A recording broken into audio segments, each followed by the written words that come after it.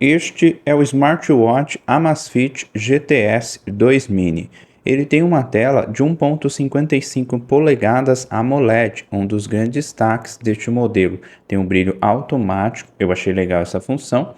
E ele também conta com algumas opções de mostrador de relógio que você pode mudar direto no smartwatch. Neste vídeo eu vou mostrar para vocês como você pode mudar os mostrador de relógio direto aqui no smartwatch. Você segura na tela aqui do mostrador de relógio por alguns segundos e é só você arrastar para o lado. Ele tem essas opções. Essas duas opções, se você quiser, você pode excluir. E essas duas primeiras opções, se você quiser, você pode personalizar. Eu achei legal, você consegue editar aqui algumas opções.